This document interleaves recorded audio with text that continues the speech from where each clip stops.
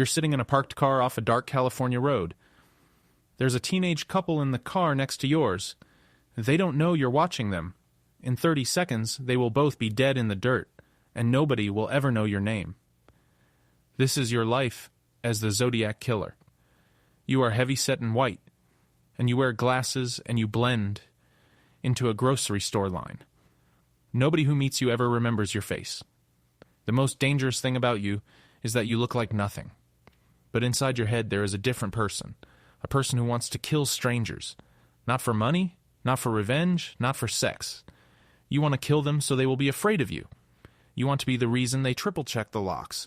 For years you only fantasize. Then you start practicing with a gun. Then you start scouting roads at night. It is December 20th, 1968. You decide tonight is the night. You drive north out of Vallejo in your sedan. You have a .22 caliber pistol on the passenger seat and a flashlight beside it. You take Lake Herman Road, a dark county road that winds past dry hills. You find a dirt pullout. There's a station wagon parked there. A boy and a girl inside. David Faraday, 17. Betty Lou Jensen, 16. 2 kids who slipped out for an evening together. You park beside them. You get out. You shine the flashlight into the car so they cannot see your face. The boy tries to step out. You shoot him behind the ear. He falls. The girl runs. You shoot her in the back 5 times before she makes it 30 feet. You stand over both of them. You listen to your own breathing. You wait to feel something. Guilt. Adrenaline. Regret. Anything. None of it comes. You feel calm. You feel right. You feel like a man who has finally walked into the room he was built for. You drive home. You watch the morning news. They have found them. There are no witnesses, no suspect. The police have nothing. You go to work that day like every other day. Nobody notices anything different about you. You have just discovered who you really are. For 7 months, you do nothing. The urge is satisfied. You wait for it to come back. When it comes louder. July 4th, 1969. Independence Day. You drive 4 miles from where you killed the first 2. Blue Rock Springs Park, just outside Vallejo. You find another car, another couple. Darlene Farron, 22. Mike Majot, 19. They are sitting in her car talking with the windows half down. You park your car. You walk over with the flashlight. You shine it into Mike's eyes so he cannot see you. Then you fire through the open window. 5 times. You walk back to your own car. You hear Mike groaning behind you. He is still alive. You walk back. You shoot them both 4 more times. You drive into Vallejo. You stop at a payphone 2 blocks from the police headquarters. You dial the police. I want to report a double murder, you say. If you will go 1 mile east on Columbus Parkway, you'll find the kids in a brown car. They were shot with a 9mm Luger. I also killed those kids last year. Goodbye. You hang up. You drive home. Mike Majot will survive, somehow. With a bullet in his cheek and his jaw blown apart, he will not be able to describe you well enough for a sketch to ever stick. You read the morning paper, and you see the words serial killer. You decide they need to know your name. You sit at a desk in a quiet room. You take a piece of paper, a black felt-tip pen.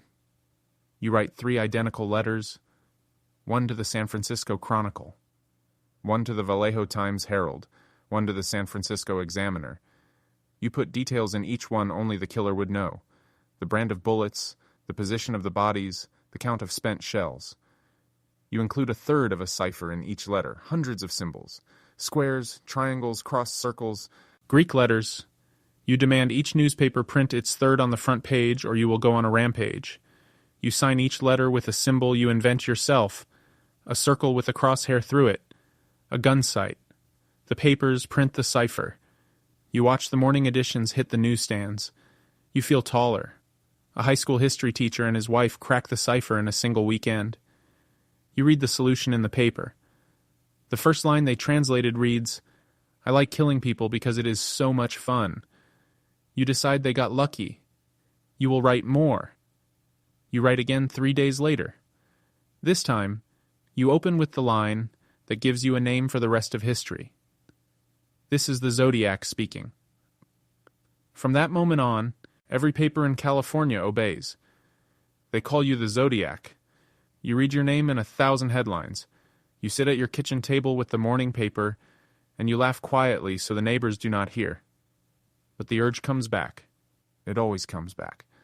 And this time, you decide they need to be afraid of more than just couples and cars.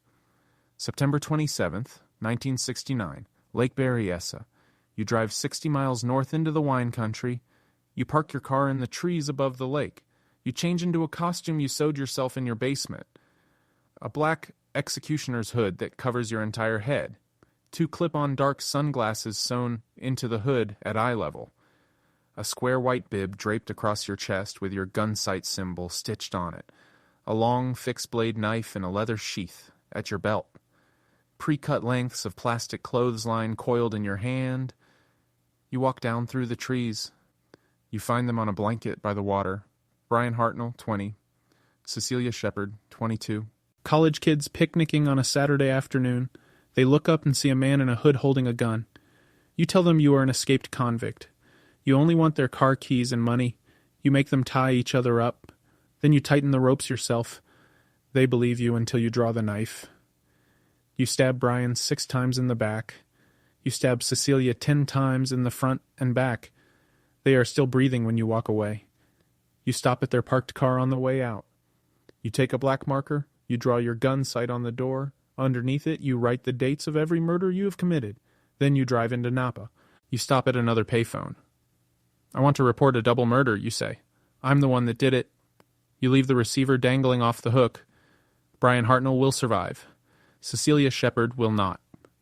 2 weeks later, you do something different. You take a bus into San Francisco.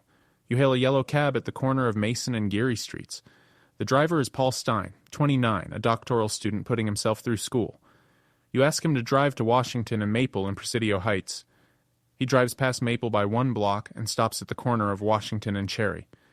You press a 9mm behind his right ear and pull the trigger. He slumps over the steering wheel. You climb out. You walk around to the driver's side. You tear off a square of his bloody shirt and put it in your pocket. As you walk away, a police car drives past. The officers see you and dismiss you because the dispatcher told them they were looking for a black suspect, not a white one. You walk into the foggy night. You pass through their headlights, and they do not stop. You walk all the way home. 3 days later, you mail the piece of shirt to the San Francisco Chronicle with a new letter. You taunt the police for letting you walk past them. You include a sketch of a school bus. School children make nice targets, you write. I think I shall wipe out a school bus some morning.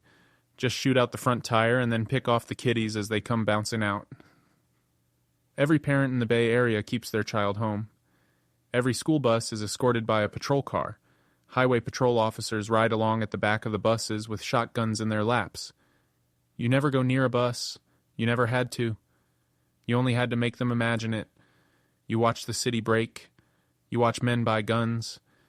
You watch women stop walking alone after dark. You read every news story about yourself. You collect the clippings. You see the police composite sketches and you laugh at how wrong they are. They are looking for someone who does not exist. You drive past their stakeouts on the way to work. You write more letters. You send a Halloween card to a journalist who tried to mock you, threatening him by name. You include 3 more ciphers. Nobody cracks them. You write that you have killed 37 people and the police have only found 7. The number is a lie. You enjoy lying. You enjoy watching them believe. You read about the detective they put on you, a San Francisco homicide inspector who barely sleeps anymore. The papers say he carries an upside-down shoulder holster of his own design and that Hollywood is starting to borrow it for cop movies. You read about a cartoonist at the Chronicle who has become obsessed with your letters and is quietly building a file on you that will one day fill a basement. You read about every theory and every dead end and every interview. You feed on it. You realize they are working harder on you than you ever worked on any of them. And none of them are getting any closer. You read in the paper that they have a prime suspect. A man from Vallejo with a temper and a gun collection. They search his home. They take his typewriter. They take his clothes. They find nothing that connects him to you. Because he is not you. You sit in your living room with the morning paper and you pour yourself a drink. You toast the wrong man. The urge is fed for years on letters alone. You realize you do not need to kill anymore. You only need to keep them looking. Every cipher, every taunt, every threat, they all do the same work as a body. They keep your name on the front page without the risk. You build the ciphers at your kitchen table after your family has gone to bed. You invent symbols out of nothing and write them in clean, even rows. When you slip the envelope into a corner mailbox the next morning, you feel the same calm you felt standing over the bodies on Lake Herman Road. You live two lives now. Lives. In one, you go to work and eat your lunch out of a brown paper bag. In the other, you are the most hunted man in California. The two never touch.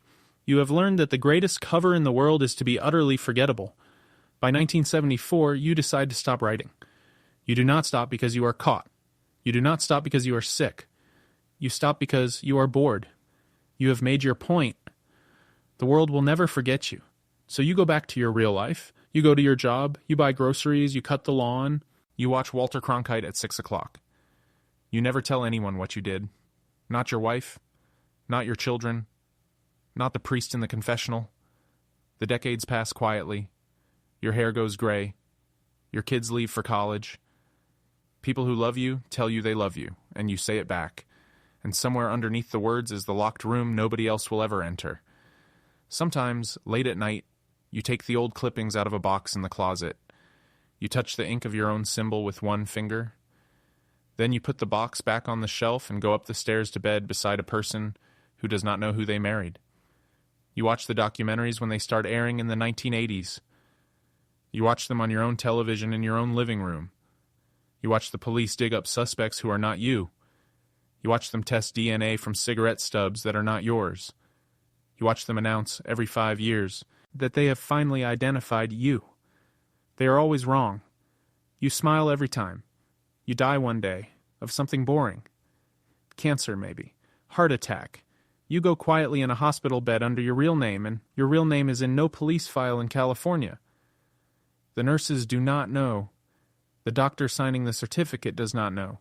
You take it with you. For decades after you die, men with computers will run your last ciphers through machines and finally crack them. They will find no name inside, just rambling about slaves in paradise. They will exhume corpses and test DNA.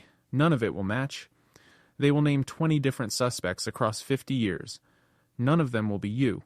New books will come out, new documentaries, new podcasts that run for years.